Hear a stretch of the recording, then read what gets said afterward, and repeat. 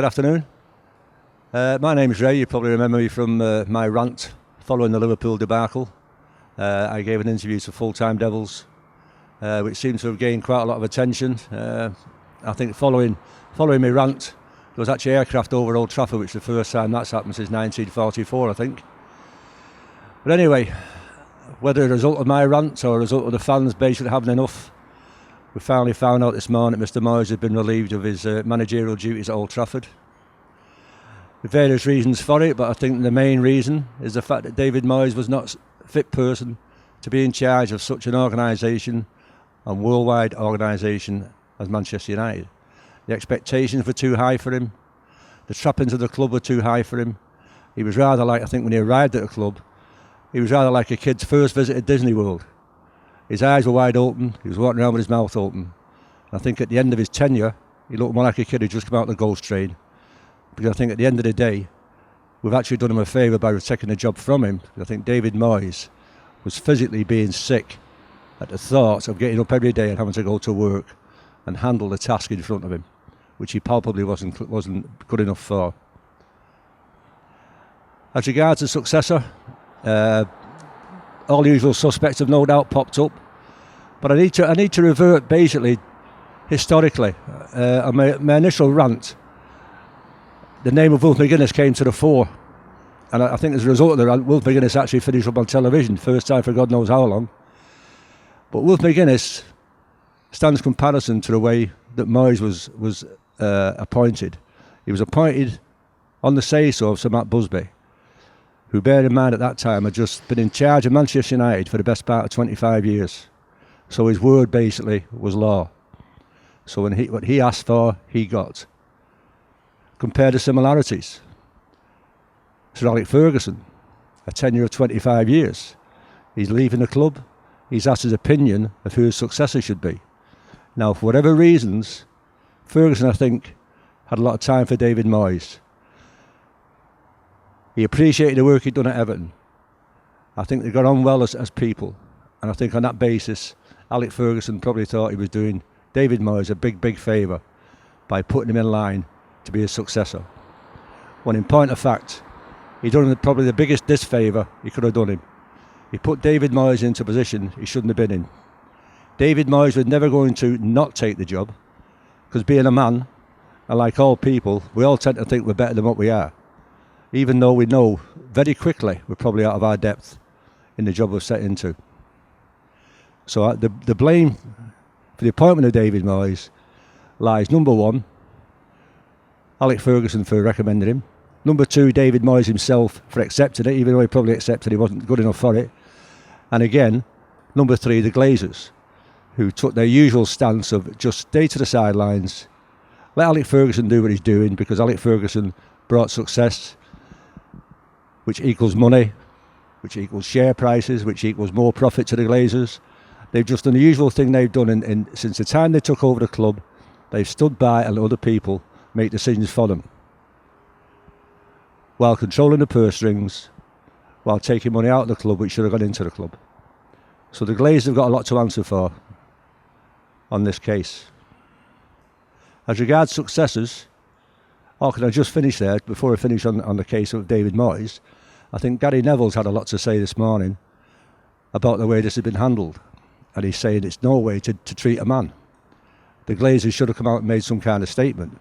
Edward Woodward should have come out and made some kind of statement. But can I just say on that point that the Glazers have been here some 5 or 6 years, and in that time the Glazers have never once spoke to the supporters. They've never once called for a meeting with the supporters. They've never once looked for supporters' views. Now, the lifeblood of every club are the supporters. They're the main people. They're the people who scrimp, save and get by without to go and watch Manchester United play. It's a religion, Manchester United. It's a club that's been handed down from father to son, from grandfather, from great-grandfather. Now, they're the people that count, but they seem to be the ones at the bottom end of information. And the bottom end of information of what's happening and where we're going. On the trait of the Glazers, since they took over a going concern with no debt. They had a stadium which was, I think, 2/3 complete. I don't think it's complete yet. And a world-class squad. Now, the regression since they took over is probably similar to the regression we've had in the 12 months that David Moyes has been at Old Trafford. We've now seen the result of loss of investment, or lack of investment, the lack of thought for the club, and just a thought for what themselves and what they can take out of it, and they've taken plenty. The kind of money City have spent in the 5 years since the Arabs took over, that is the kind of money Manchester United have hoisted out the door in debt.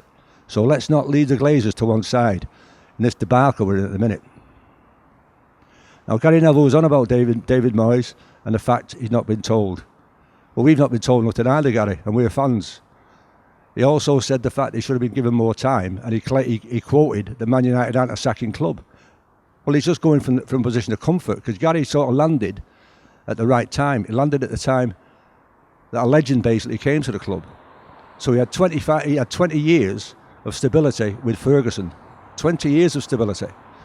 25 years by the time he'd finished. Prior to that, we had 25 years with Sir Matt Busby. But in between that, Manchester United had 4 managers in between those 2 tenures. And all of them were given time, with the exception of Wilf McGuinness. Wilf McGuinness got 18 months, was allowed to buy 1 player, Ian Ure from Arsenal, who bears comparison to Fellaini as regards being a bad buy and unfit for purpose at Old Trafford. And that was him. Wilf McGuinness had plans, like David Moyes, to bring players into the club. But his reign was curtailed before he was allowed to do that. We then brought O'Farrell in, and O'Farrell's only claim to fame was he was doing a good job at Leicester. He was soon found wanting, and within 2 years he was run out the door. And in between those times, Sir Matt Busby had to come back and take over. There's the comparisons you've got from today. People are now saying bring Ferguson back. And that is a comparison. It's all in history. It's historically happening all over again. And we didn't get it right the first time round as regards successors. We eventually finished up with the best man for the job, which was Sir Alex Ferguson. But Sir Alex Ferguson didn't arrive the same way David Moyes arrived. Sir Alex Ferguson might have seen himself in David Moyes, but what he didn't see in David Moyes was his own record in Scotland, where Alex Ferguson bust a cartel in Scotland, which is similar to Atletico Madrid in Spain busted a cartel of Barcelona and Madrid. He bust Rangers and Celtic, and he won league championships, cups and Europeans. So Alex Ferguson came with strength behind him. He also came with a vision of what he wanted to do. Now I've watched Moyes, and I've watched what's been happening for this past 10 months, and I cannot see anything at all that filled me with any confidence that he knows what he's doing. The fact he's not played the same team once in 50 plus games tells you he doesn't know what he's doing. The fact he bought Fellaini tells you he didn't know what he was doing. The fact he bought Juan Mata, great player, didn't need him, doesn't know what he's doing. So God knows who he had lined up to buy with this so-called £200 million kitty we've got in the summer. Now let's come away from it. Let's talk about this £200 million kitty the Glazers are going to spend. It's not the Glazers' money. This is our money. This is our club. This is the club we don't get enough say-so in. And it's a club we really should take notice of the fans, because the fans really want to. The fans will dictate which way this club's going. So they really should take more notice of fans and not just put them to one side and just look at them as cash cows, which is how they looked at them. We move on to the players now as regards Moyes. I've no doubt at all that Moyes lost the dressing room from day one. When he walked in, and he basically said one of his first statements was, they won the league last year, but they were lucky. They were lucky. Yeah, they won it by 11 points. That's not luck. They weren't the best team in the league. We all know that. But they were the best team in the league because they won it. That tells you that. They were the best team.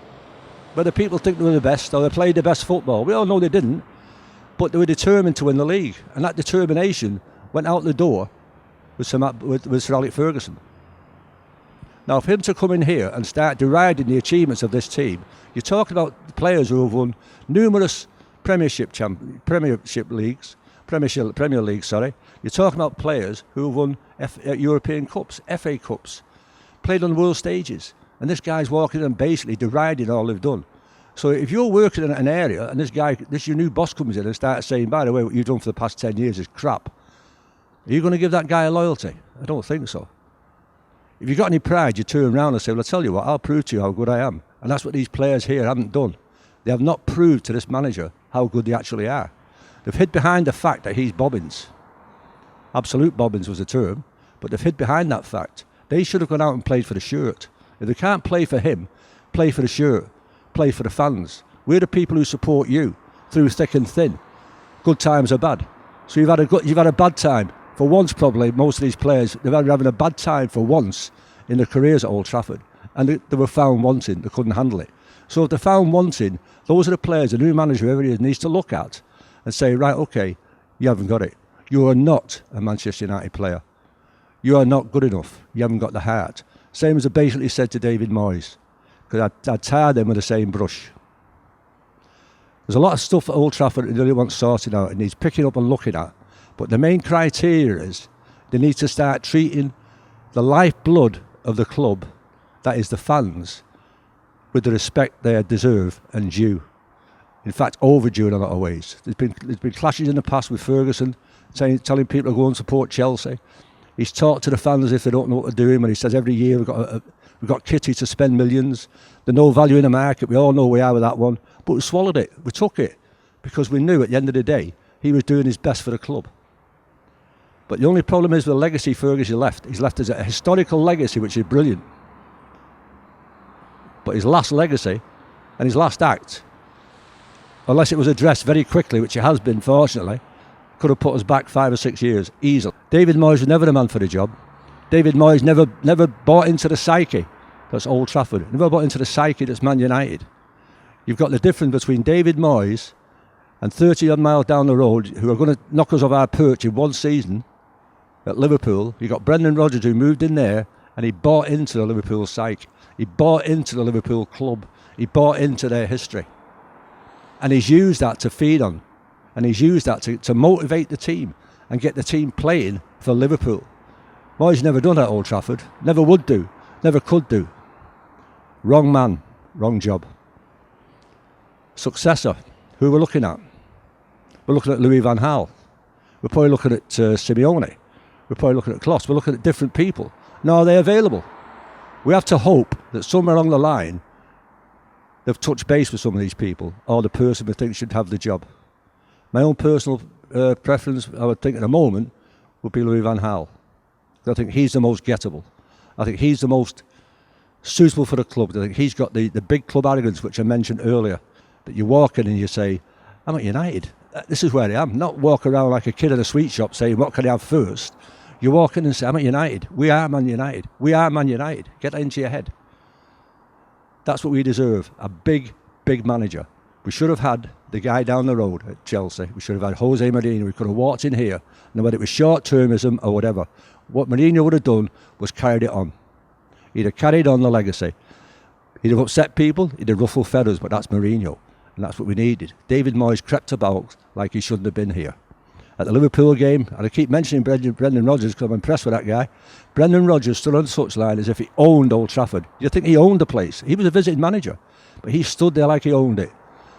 David Moyes was creeping around like he just sneaked in and been somewhere he shouldn't have been. And at Everton on Sunday, after the support he got from the United fans at Everton, the very least he could have done was to acknowledge that. But he scuttled away once again, scuttled away with his head between his legs, scuttled away. I shouldn't be here. Simple as. Well, David, you're not here any longer. Okay, yeah, when you're ready. If we could just come back to the present playing staff just for a moment or two, just to have some more reflection on those people and the people who've been through here in the past as Manchester United players. And if I can go back to the likes of the 94 team from then onwards, and some of the characters we had in that team, you had your Roy Keanes, you had your Eric Cantonas, you had your Brian Robsons, you had your David Beckhams. You had that class of player all the way through Fergie's reigns. And what they were big characters. I've no doubt there were stand-up fights in that dressing room. There were stand-up rows. There were certainly stand-up rows on the pitch. You had the likes of Keane who would gladly take a booking or a sending off just to raise them, just to raise the standard of the team, to raise the power that we're playing at. But if you look at the present squad of players we've got, if I could just categorise them, they're just like wimps, and I think they've basically shown that in their reaction to this new manager because he's not doing things as they're used to. So instead of trying to adapt and trying to say, well, I'm a Man United player, I'll prove to you I'm a Man United player, they've just sort of curtailed it and thought, well, he's no good. And they're the ones who know that eventually, They're not going to sell 24 players. They get rid of one manager, so they know they'll be here after him. But I just hope whoever comes in has a good look at how they've reacted to Moyes and the effort they've gave Moyes and the effort they've gave the fans, which in a lot of cases is nil. Moyes has left us with a very, very poor legacy. He's left us with a player who cost us £27.5 million, who is not worth tuppence. He is no way is Mario Fellaini, a Manchester United player. He bought Juan Mata, didn't know what to do with him. Juan Mata is one of 3 players we've got who can play in the whole. And he's left us with Wayne Rooney on a 5-6 year contract, which I think is probably his biggest mistake, because he would not have been here if Ferguson had still been here. Wayne Rooney has twice held this club to ransom. Wayne Rooney has got no love at all for this club, none. We need players who have got passion and ambition, who want to play for the club, want to play for the shirt. Wayne Rooney has made Man United look idiots twice. And Wayne Rooney's form since his new contract has gone back to the Wayne Rooney we all know and aren't too fond of. Now, Ferguson always said, and on the basis of which he ran players out the door left, right and centre, nobody is bigger than the club. Well, I'm afraid, Alec, your last act proved that you were trying to prove you were bigger than the club and you named your own successor. It's got to be a first, an absolute first, that a guy leaving a job names a guy to replace him. It's a first, and I would think it's going to be a last. Thank you.